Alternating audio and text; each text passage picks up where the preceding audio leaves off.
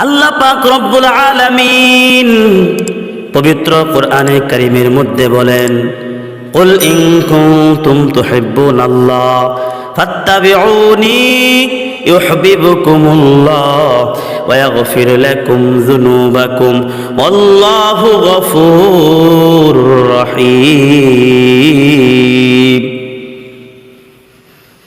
আল্লাহ পাক রব্বুল আলামিন বলে, ও নবী, আপনি উম্মতদেরকে জানায়া দিন, যদি আমি রবকে পেতে চাই তাহলে যেন আপনার অনুকরণ করে। অনেকে লাল শালু গায়ে দিয়ে খিচুড়ি পাক করে মানুষদেরকে বিতরণ করে আর বলে আমি নবীর আশিক, অথচ মুখে দাড়ি নাই, মাথায় টুপি নাই, গায়ে পাঞ্জাবি নাই, খাবারের সুন্নত নাই, ইস্তেঞ্জার সুন্নত নাই, ঘুমের সুন্নত নাই, মসজিদে প্রবেশের সুন্নত নাই। উদাহরণ দিলে বুঝতে পারবেন। আবার সে বলে আমার নবী আমাকে সুপারিশ করবে, শাফাত করবে। এমন বাটপাড়া আশিকের জন্য নবী কোনোদিন সুপারিশ করবে না। উদাহরণ দিলে বুঝবেন। মনে করুন ছেলের বাড়ি হলো গয়েশপুর, বিয়ে করছে বলদিঘাট, দুই পরিবারের মধ্যে আদৌ কোনো সম্পর্ক নাই। ঘটকের দ্বারা আলাপ আলোচনার মাধ্যমে যখন ছেলে মেয়ের কবুল বলাতে দুই পরিবারের মধ্যে একটা গুড রিলেশন, সুসম্পর্ক তৈরি হয়।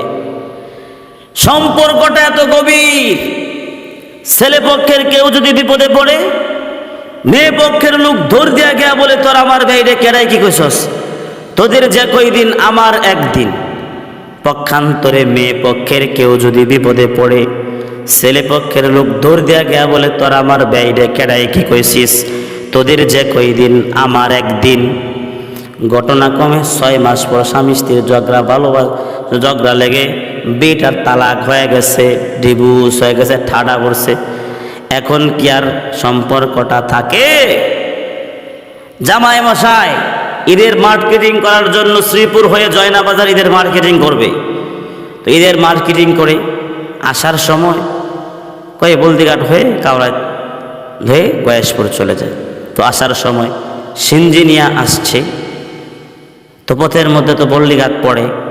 তো আসার সময় সিঞ্জের মধ্যে থাইকাই দেখলেন তার শ্বশুর মশাই শ্বাসতলে বৈশা চা খাইতেছে। তো পূর্বের প্রীতি, তো পূর্বের প্রেম। এখন জামাই মশাই সিঞ্জি থেকে নাইমা শ্বশুরের কাছে গিয়ে বলতেছে, শ্বশুর মশাই ভালো আছেন, ড্যাড ফাদার ভালো আছেন, শরীরটা ভালো, মনটা ভালো। এখন শ্বশুর মশাই কি বলবে, হ্যাঁ বাবা আমি অনেক ভালো, মনটা ভালো, শরীরটা ভালো, তুমি এখানে বসো, 1 কাপ চা খাও, 2টা কফি খাও, 7 খাও, 7 আপ খাও, স্প্রিট খাও, কোকা কোলা খাও। এটা বলবে না একবার জুতার দিকে তাকাইবে আর একবার চেহারার দিকে তাকাইবে, বলবে হারামের হাল জানি কোথাকার, আমার আদরের কলিজার টুকরা ফুটফুটি মেয়েটারে তুমি তালাক দেয়া প্রীতি করতেছো, কথা কয় না। যেমনই ভাবে বিটা তালাক হয়ে গেলে যেমন আর সম্পর্কটা থাকে না, ঠিক তেমনি রাসূলের সুন্নতের উপর তোমার আমল নাই, তুমি নবীর আশিক বলে দাবি করো, তুমি নবীর আশিক না, তুমি আসলে খিচুড়ি খাওয়া বাটপার।